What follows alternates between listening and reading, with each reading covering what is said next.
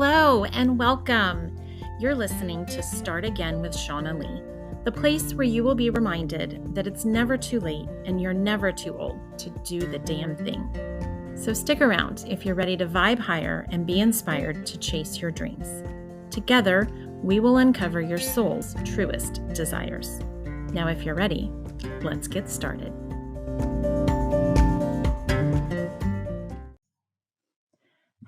Hello, everyone, and welcome back. Today, I have a new friend to introduce you to, Marla, who is the founder of Happy, Healthy, Wealthy Women Coaching.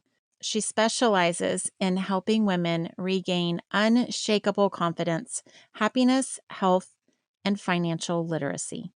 Marla is dedicated to supporting women who are sick and tired of feeling inadequate, less than, and who want the confidence to reclaim their lives and pursue their dreams on their own terms. Marla, I'm so excited that you're joining me today. Thank you for being here. Thanks for having me. I'm so excited to be here. Absolutely. We have met, in interesting ways on the internet, and we've been in touch a little bit now. I'm so excited that we're actually communicating somewhat face to face. As much as we can be in this day and age, I feel like Zoom is the new normal. It is. The virtual meetings are a whole vibe. But I'm glad you're here, and it's lovely to see your face. I like to generally kick these off with just asking you to tell us, what it is you do, where you're coming from, and we'll kind of start the conversation from there. Yeah, sure. So my home base is Pennsylvania. A long time ago, about 13 years, I went through a divorce. I lost my daughter. I was $120,000 in debt. I had a brand new 6-month-old baby, and my husband and I called it quits. It was turmoil, to say the very least. I was full-time in school, full-time working, full-time single mom in like the blink of an eye. And so through that, I really struggled with my weight, feeling like I was the worst in the world because of the whole divorce thing. I felt like I had failed my daughter because of the death of her. And I just overall was struggling with life from A to Z, top to bottom misery. Yes. Yeah. So I started a journey, really, and it's continued to, I'll say, fix myself. I wasn't broken, but I needed to regain control. I needed to figure my finances out. I needed to figure out these things for myself without a partner. And I think that's a little bit of what we're lacking in our education as women. And so that brought me to today, where I want women from 18 years old or younger even to have a reference point of what they can do on their own without a man. Yes. Listen, that's definitely part of my story, so I'm here for it. I love that. Yeah, I mean, that's what this whole journey that I've been on has been about. For me, self-discovery, a lot of it was rebuilding after loss, different kinds of loss, but we share the divorce story. I was actually divorced 3 times, and with that came a lot of shame and guilt that I really had to kind of claw my way out of and figure out, from a moment in my life where I felt like my life was over, like, what am I going to do now? Because clearly I'm still living and breathing. And now what was kind of the moment I was having. So I am here for the, I am woman, hear me roar. You can do all the things without a man part of your story. Yes. Interestingly enough, it took me about 6 years until I was ready to start dating again. And now my story has shifted, and now I'm learning a new starting over, which is how to truly be a partner for the first time in my life, which is a whole different journey in and of itself. But I am here for the starting again moments. So how do you think you've identified with this idea of starting again?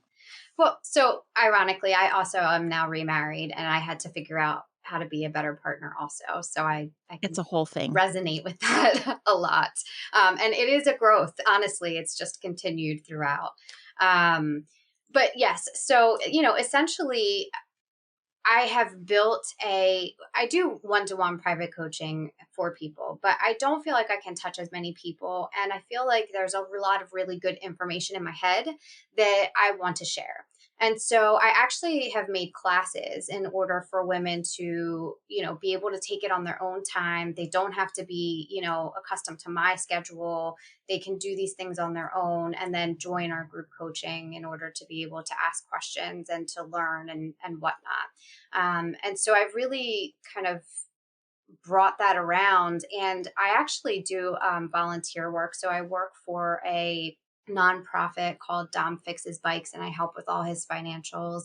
And then I also work with Habitat for Humanity. And so that's sort of my way of giving back as well, because a lot of people poured into me in order to kind of get me where I am. And I want to be able to do that for others as well. I love that. I love that. And it's interesting this giving back philanthropy involvement in the community is a theme that I'm hearing in a lot of the women that I'm talking to recently. So I love that that's part of your story as well. What do you think when you look back on your journey this far? What inspires you most about your story? Oh, that's going to probably make me cry, but my son. um, Mhm. I watch him. He's 13. So, it's that teenage years where like some days he's like, I love you, mom. And some days he's like, bro. My son just turned 14, so I'm there with you. We have a lot in common there. The shirt that says mom, mama, bruh. I'm like, yes, that's me. Yes, I've That's graduated to the bruh. shirt. That's the shirt. Yeah, absolutely. So this kid is really, honestly, he's an amazing kid. He's got such a cool soul. And he loves football, like Mm, lives, sleeps, eats, breathes it. And so really his passion for that and the amount of time and effort that he puts into that and the drive that he has behind it is just so inspiring. I tell this story. I picked him up from football camp about a month and a half ago. And on our way home, he could barely keep his eyes open to talk to us. He was mm, so exhausted. It was an amazing camp, but they worked some. yeah. And before he fell asleep, he said, on the way home, I need you to stop at the YMCA. And I'm thinking, like, would you leave something in your locker or what, No, none of the other kids are going to be working out and working today because they just left camp, but I'm going to be there because I'm going to be the best. Oh my goodness. Yeah. Wow. So that's why I get like teary eyed about it because, he really just Yeah. embodies it and really just works it. And it's amazing. So whenever I'm tired, I'm like, Hmm. I'm going to do it. Yeah. I love that because so I have 4 children and I feel like they've each taught me more than I've ever taught them. They're these examples of, I don't know, they're just amazing. And my kids inspire me. My son is not that dedicated to sports or to his sport in particular, but he is the funniest person I know. I love that. And so he is this constant reminder, like, let's not take life so seriously. Let's have some fun. And, Yeah, everyday things can be hilarious. Like he reminds me about the joy that we have the opportunity to see in life if we choose to.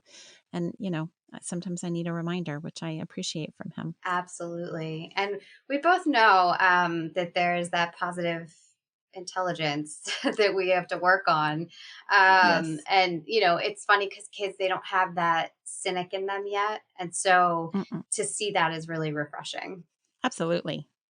Yes, we do. So, We have a common learning desire, and I do love that. It's interesting. I wouldn't say I'm surprised by it because I know the universe brings us these people, but I love to see the example over and over again about the types of women I'm attracting to be a guest on the show, people that are coming into my life. I love it.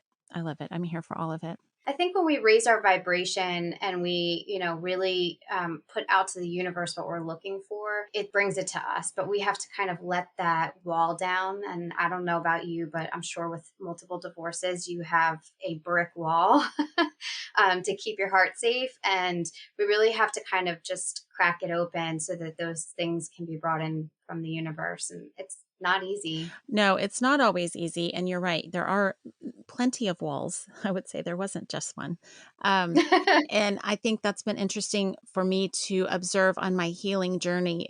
It really has been like a peeling of an onion. You know, you pull back one layer and you think, oh my gosh, I uncovered this limiting belief. That was amazing. And then, oh, wait, there's something else underneath there. Like it's just layer upon layer upon layer. Like I don't think we're ever done with, it's not like we reached the point one day where we're like, I'm done. I'm fully healed.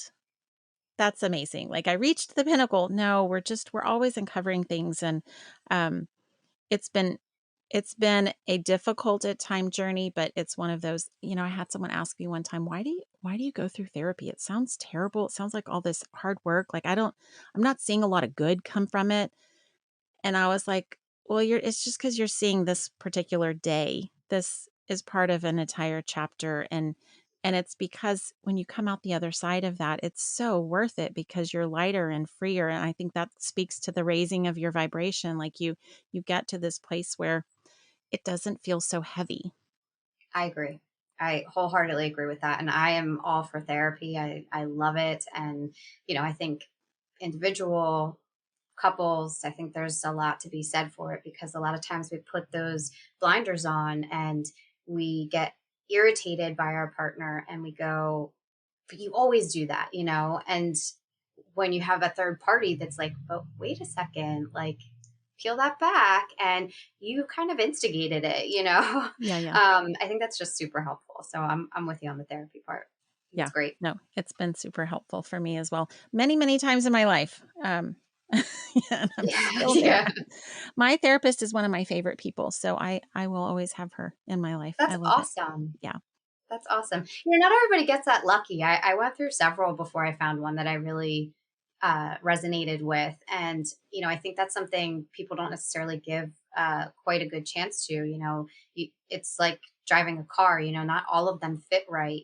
Trying on jeans, especially for women, Oh my gosh. Yes. size 2 fits on this one and size 8 fits on this one. It's the Exactly. same thing with your therapist. Like, it's not a one size fits all. So if it's And not jiving with you, find a new yes, one.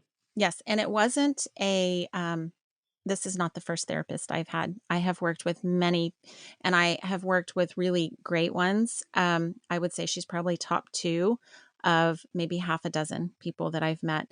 And someone asked me one time, how do you know? Like, how many sessions do you go to before you just know it's your person? And I was like, well, I don't know. And I really kind of struggled with it until I met a new therapist, couples counselor. And I knew from the first time I spoke to her on the phone before I had even met her in person. I think you just know. And I feel like this is a lot of what I do in my work is teaching people how to trust themselves. You just know. Trust yourself to know whether or not it's the right person pretty quickly. Can I go off on a tangent for 1 second? Absolutely. I think as young women, we're taught not to trust our gut. Yes. How many times are you asked, are you sure that's the answer? When you say 8 plus 8 is 16 and they go, sure. Are you sure you want ice cream after dinner? Are you sure? So we are constantly second guessing ourselves, and we're taught that from such a young age that then we start to get into our adulthood and then we don't trust our gut anymore because everybody always asks us if we're sure. Yes, God damn it, I'm sure I want the brownie. Like, stop asking me. Yes. And I then, know my jeans aren't going to fit right, but I want yeah. it. Yes, I still want the brownie. I almost always choose the brownie, to be clear. Yes, chocolate, anything Yeah, chocolate. no, I think that's a really good point. And you're right. We are conditioned and taught from a very young age not to trust ourselves. So we do all this unlearning. I think that's a lot of what therapy is unlearning Yes. what we were conditioned to believe. And now we can, and, a lot of times people through this process will be really hard on themselves, I think, and think, well, gosh, why didn't I know this sooner? Why didn't I? It is irrelevant. Like you are to the point now where you are right now, and you have the opportunity to teach yourself a new story. And a lot of times I have to remind people that it did serve you at one point to have this belief. It kept you safe. it protected you. In some way, it served you really well in your life until you get to the point one day where you're like, wait, it no longer serves me. And that's when you get to pick a new story or change the belief or whatever the thing is Yeah.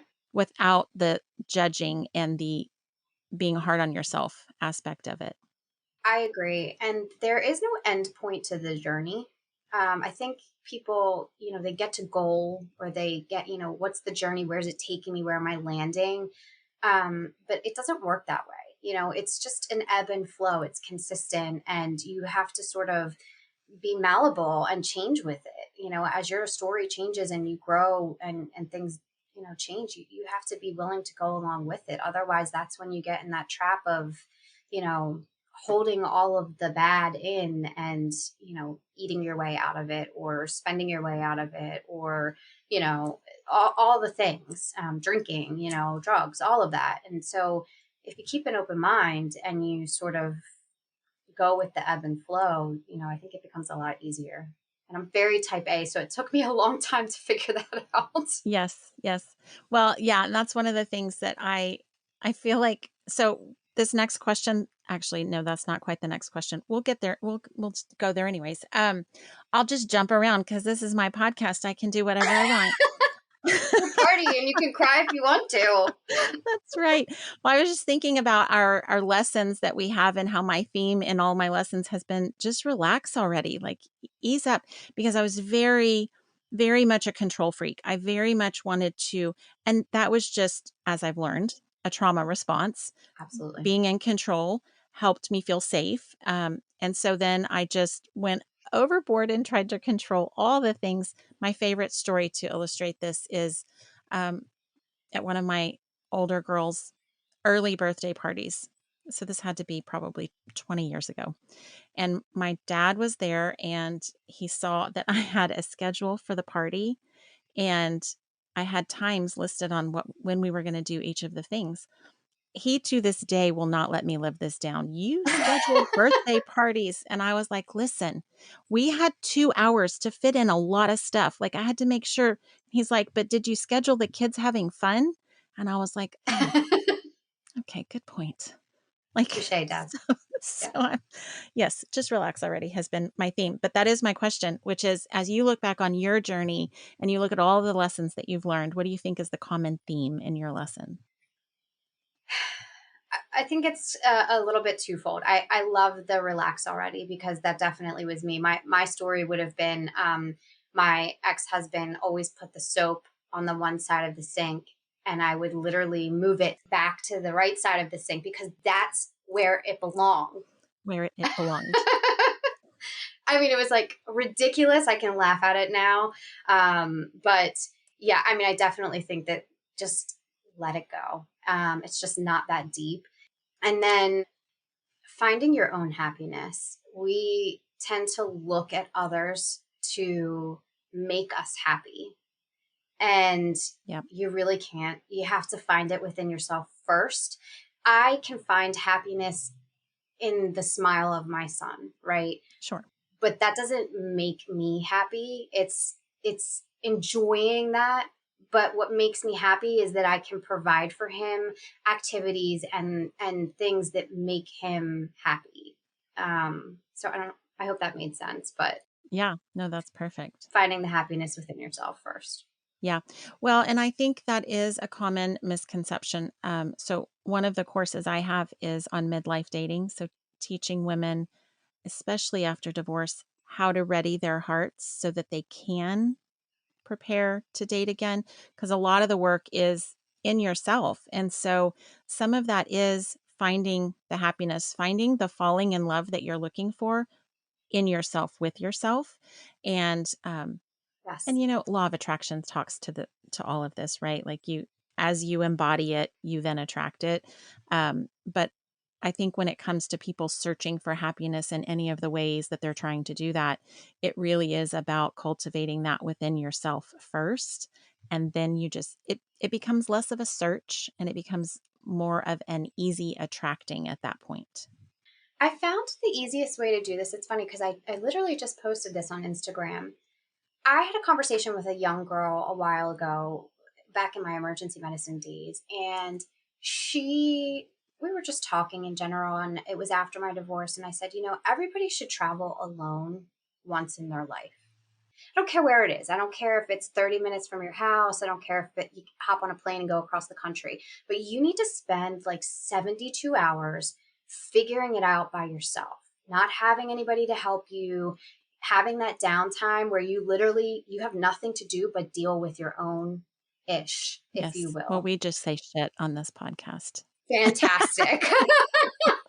You deal with your own shit. I mean, Yes. seriously, like the crap in your head and your own bad behaviors and bad attitudes, and you have nothing to do but see the beauty in a different place and to really like sit with yourself and journal and figure it all out. And honestly, it is life changing.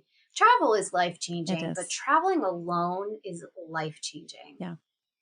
I have not really done this yet. And it's funny, as you started talking about it, I'm like, oh, it sounds glorious at this point in my life.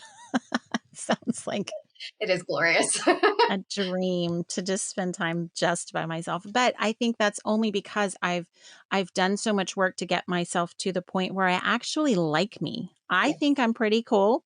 My company's great. Everybody else is just bonus. Yeah. But I haven't spent the time to actually go on vacation by myself.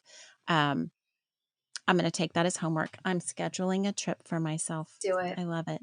I You don't love have to it. get crazy either. No.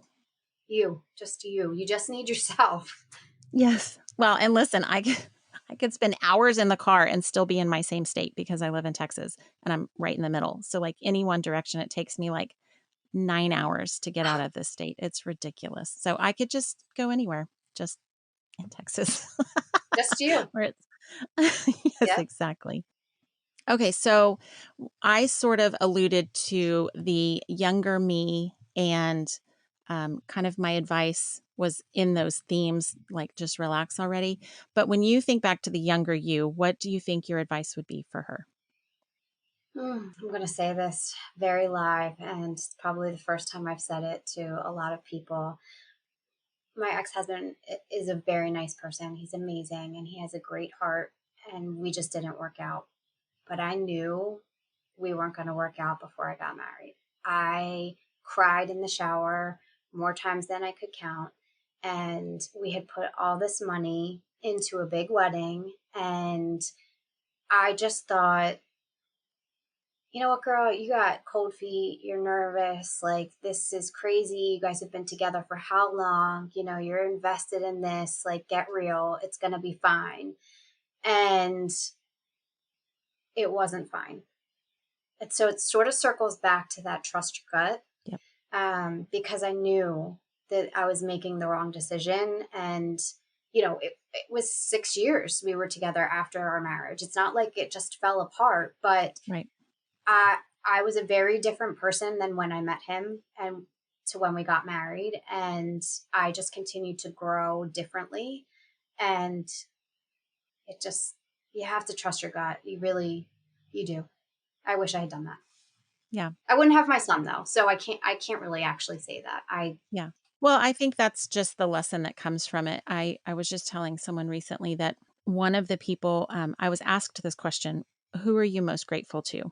And in the moment when I answered the question, I was like, you know what? It's my third ex husband, which in and of itself is crazy. If anybody knows me personally, they would be like, I'm sorry, what? But I really had to sit with it and say to myself, like, our marriage, the way it ended, all of that was a situation that catapulted me into living this life and building this business that I was meant to do. And there is no way in hell I would have done it had I not ended up divorced from him. Like I would not have had yes. the guilt and shame to work through to the point where I knew that I had something to teach other women. That's what really and it all started with me writing this book. My book, So You're Divorced, So What? It took so much courage for me to write that book and stand up in front of the world and say, I've been divorced 3 times now, and I'm going to tell you how to get out of this situation and be even better off afterward. But I could not have been there without him. And so I was like, okay, I can actually sit with gratitude for this man because of this experience, which in the moment was terrible. And I thought my life was ending and all of the things. Yeah. Yeah. I 100% agree with you. And, like I said, he's not a bad person, but it definitely was not. Yeah. It was a life lesson to Yes. listen Yes. with Pointing to pointing ourselves. here. Yeah. I think that's, at the end of the day, it is about trusting your gut. And, my favorite is when people go, I don't know. And I'm like, yes, you do. You already know. You have to turn your brain off. It's such a complex creature in and of itself, and it will talk you into and out of so many things. It's just wild. Yes, it is wild and it runs wild. It does. It does. It does run wild. Yes, exactly. Yeah, I think a lot of our tapping into creative flow, into aligning body, mind, spirit, learning how to meditate, any of those things are really at the core, learning how to quiet the mind.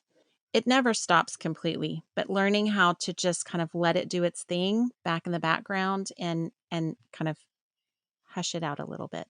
So I named her. Whenever she tries to get out of control and I can like sense them starting to spiral, Oh, yes. I will tell Ursula to go shut the hell up. Yes. I don't know if you've ever seen like The Little Mermaid. I know Uh-huh. that might be Yes. dating myself. Oh, no. No, no. Well, dating me as well. I am familiar with The Little Mermaid. Yeah. No, I know Ursula, and I've known people to actually name their inner critic. And who is the comedian? Eliza is her name. And she talks about this, what does she call him? The party gremlin or something? Anyways, I'm totally butchering it. Everybody go look up this comedian. The way she says it is hilarious. But she's talking about the inner critic that we all just like, they're talking nonsense. Why are we listening to them? Yeah. But I, Yeah. I, I haven't named mine, but I think that's a good idea. Our saboteur. Yes, exactly. That's essentially what it is that the inner critic that is, saying all these things that are nonsense and we shouldn't Yeah. be giving them the time of day. And yet we do. We do. We do all too often, unfortunately. So, Well, so now when you look forward and you are deciding kind of what's next for your business or where you go in your personal life, what do you now believe is possible for you?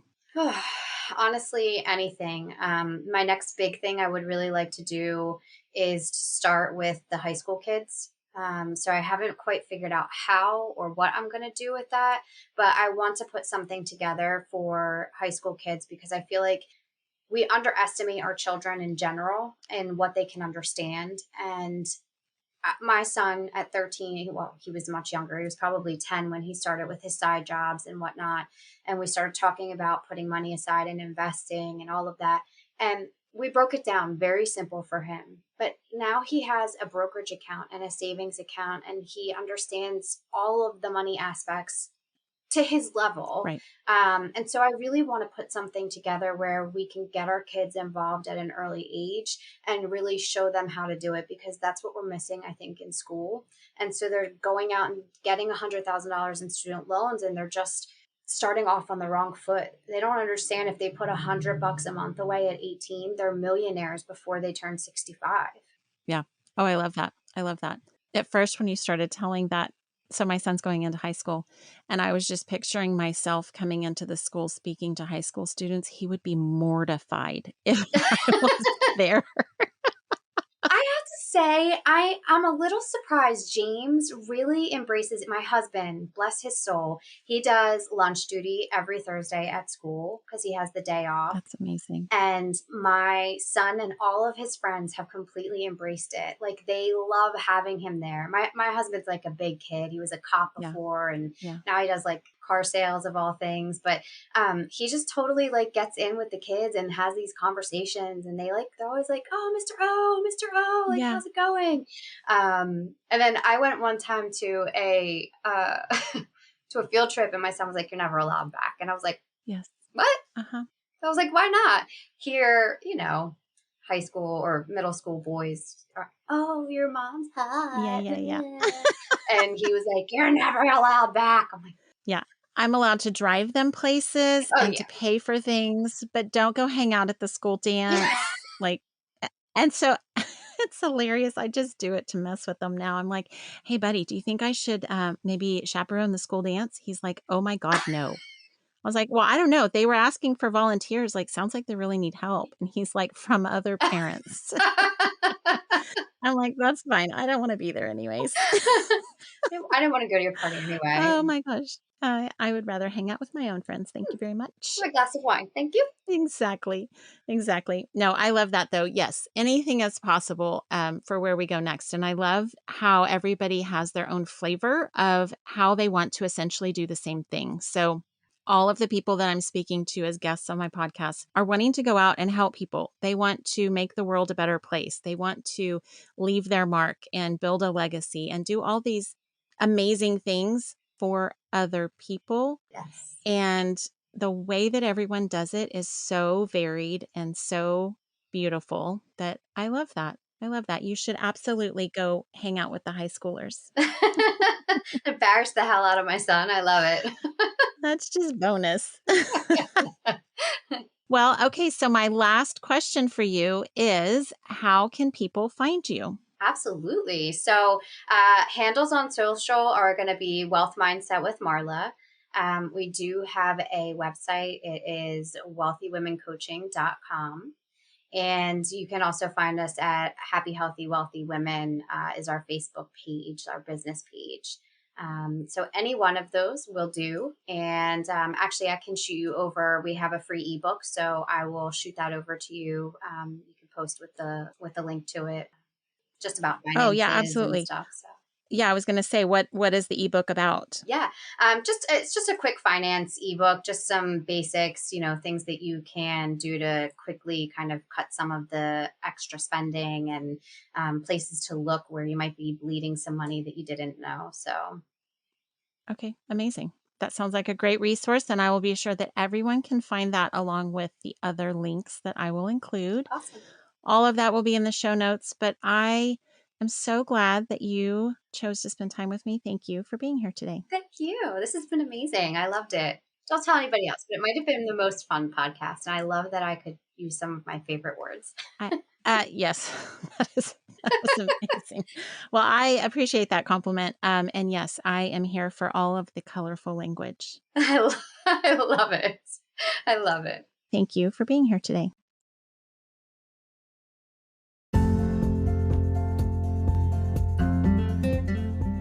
Okay, listen.